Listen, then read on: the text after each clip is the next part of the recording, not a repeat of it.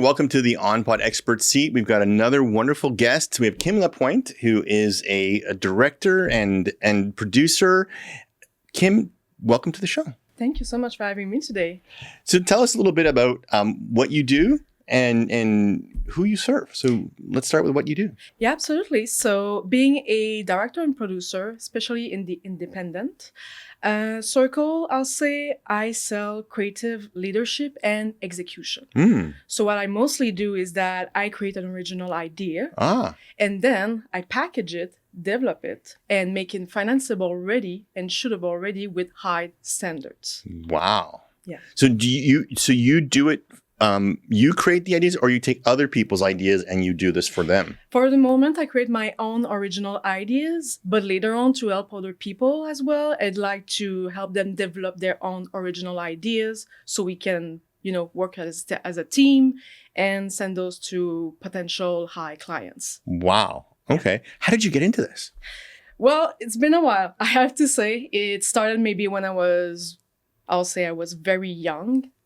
Maybe I knew since the beginning. I was born to be in this industry, to be honest. But mostly took my studies in 3D animation in Quebec City because I come from Quebec City.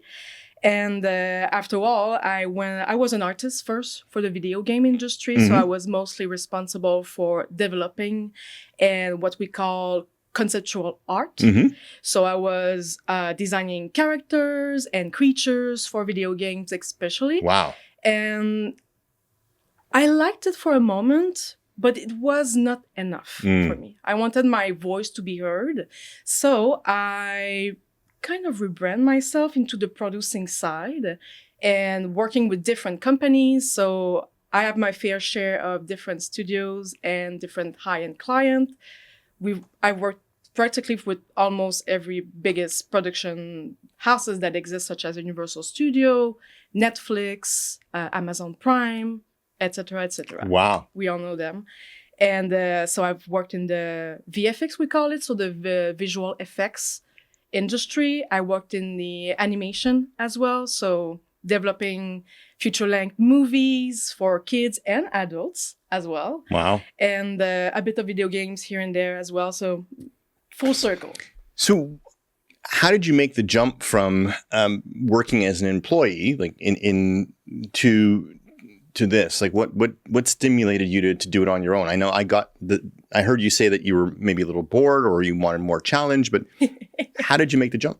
Yeah. So essentially working for various studios with various vendors, we call them, because you've got the client side, which is mostly on the set, which is the production companies, and you have the vendor side, which are responsible for creating what the client wants, especially. So it's the visual effects, it's the creatures, it's the set extensions, made paintings, etc. So working with different people, hundreds of different, very talented people, awesome, amazing, peers. All those names you see in the credits at the end of those big movies, right? Absolutely. Yeah, totally. And my name is in a few as well. That's cool. That's very cool. Yeah. But I was always not the rebellious type, but a little bit, because I don't like to take orders from people, I have to say. And I really like to just explore my ideas and help other people as well, without always have, a chain around my neck. Yeah, you like that creativity, that creative freedom. Absolutely. But always being in the collaborative space for the clients and for my peers. Yeah, sure. I get it. Yeah. So who is the right kind of person to work with you? So if someone is trying to do XYZ, you are the person to talk to. Who is XYZ? Many of them, actually, because my ideal partners for the moment are like, I would say, the biggest distribution company, the streamers, Amazon Prime, Crave, independent, quite high-end studios such as A24, for example. But I also worked with various people. So, for example, the peer that want to work with me They can be like emerging filmmakers. They can be even already set in creative in the industry, but really want their ideas to be tangible. Because we've got a lot of creative, for example, a musician. We've got artists that works in the music industry that would really love to get their foot into the movie industry, for example, but they don't know how, Right. and they don't have the network to do it. Right. So I come in and I help them just to navigate it through. So would you call yourself a consultant, or do you? But you also produce. You can take a concept and turn it into a finished product. Absolutely, I do both actually, because on my side, like for the moment, I develop my own original ideas, but I can also be a consultant to help them develop those ideas, get the same result as me and other people, very successful people, for example. Now, is this something that is local? Like, is this something that, you know, I know you're based in Quebec, but let's say I'm in, I don't know, let's say I'm in Chicago and I have a project. I mean, can I work with you, or is that? Absolutely. Absolutely. Okay. I'm open to anyone, actually. Okay. I love, well, of course, I'm based in the Quebec province, but I love to work with various type of people around the world. And I've already worked with people around the world as well in various different countries. So yeah, I'm open to all of them. Right. That's amazing. So I heard you say that you have that creative freedom you like to do, but is there something that you tend to be specialized in? Like, if you've got X kind of project, then I'm really strong in doing that kind of project. Is there something like that for you in your world, or you're pretty agnostic? You can do anything? I'm pretty agnostic, I have to say, because I was fortunate enough to work in the various infrastructures of this industry. Video games, movies, TV series, advertisement, because right now I'm also leading production at Koloc Studio. Okay. And it's advertisement and social content as well. Wow. So I do all kinds of stuff, but one of my, I would say my biggest points for me will be movies and TV series. Okay. Absolutely. So am I letting cats out of bags if I ask you, are you working on anything right now? Yeah. Absolutely. So I'm working on my own project. It is called Us Three, and it is a fictional story divided in 6 episodes. So it's a limited series format, with a strong music at its core. Oh, wow. Creative in their core. Yeah. So would you call it a musical? No, it's not a musical. Okay. It's really a fictional, it's a drama. Okay. Actually, I cannot say much. Yeah, I know. That's why I said it. I don't want to let cats out of bags. I know in your game, you can't let too much stuff. But yeah, I love that. So if someone had an idea for a TV show or a miniseries or a movie, like, you are the kind of person to talk to engage with, to say, hey, what's involved in turning this idea into a finished product? Absolutely. Yeah. Wow. 100%. That's amazing. And how long have you been doing this? Almost 10 years now. Wow. Started when I was a baby. Yeah, I was going to say, you don't look old enough to be doing anything for 10 years, but that's cool. Yeah. Where is the best place? So what is the best way for people to engage with you? So like, if someone's listening to this and saying, wow, I've got this screenplay and I'd really love to get it out there. Like, what's the first step? What should they do first to engage with you? So first of all, you should engage a warm conversation. I am not a fan at all for the people around there. I am not a fan for cold pitch. Not at all.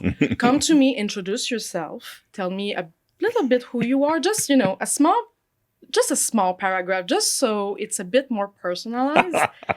Because if you arrive and just slap your project right in front of me, I'll be like, oh, okay, I don't know you. Cool. I guess it's a bit I'm laughing because I have this vision of, those people, like, you're in an elevator and then someone sees you and they start pitching you in the elevator, It's like, exactly. Yeah, absolutely. And it's very aggressive. And so I prefer, take it step by step, make it a slow burn. I love a slow burn. You know what I mean? So approach me. I'm available on LinkedIn, of course, and on Instagram as well. And because I'm also associated with Koloc, some people can get my phone number and my email and can just write to me directly. I always welcome anyone with arms wide open. That's amazing. So Us Three, when can we expect? I mean, I don't know if that's the actual title or that's the mystery title. 'Cause I know sometimes they do that. They create titles that aren't the real title for movies and things like that. Yeah. So when can we expect to see Us Three out there, if that is the name? So for the moment, with the production, how I build the production timeline, I'll say in 2027. Nice. But currently, this is in the process. Cool. It is still in the process. We are currently in the financing and partnership process, so we have to take our time. Yeah. Because it's building trust and partnerships with various people. But 2027 is the year it's gonna come out. Great. So, Wow, that's amazing. Yeah. This has been amazing. I don't think that I've had anybody on this expert seat podcast, in the entertainment business. So it's really interesting to see that. And I know that Quebec is still strong in the entertainment business. Absolutely. And it's nice to see young professionals that are keeping Quebec on the map as far as that's concerned. Yeah, and I mean, we have tremendous talent in Quebec province. It's amazing. I mean, all the times, if you look at the Oscar and the Grammys, not the Grammys, sorry, the Emmys, the Grammys, I don't remember. Emmys is TV. Yeah, exactly.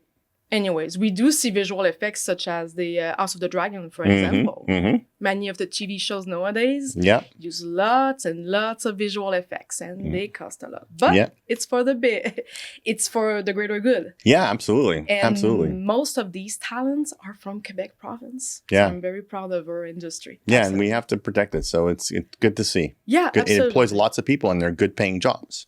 Absolutely. But, Quebec province as itself is amazing, but I think we have to think a bit outside of the box. There are also tremendous talents in Ontario as well, in the BCs, Well, everywhere. in Canada. I think if we work, hands in hands together, we can create tremendous, amazing things. Amazing. Where's the best place for people to find you? Facebook, Instagram, like where?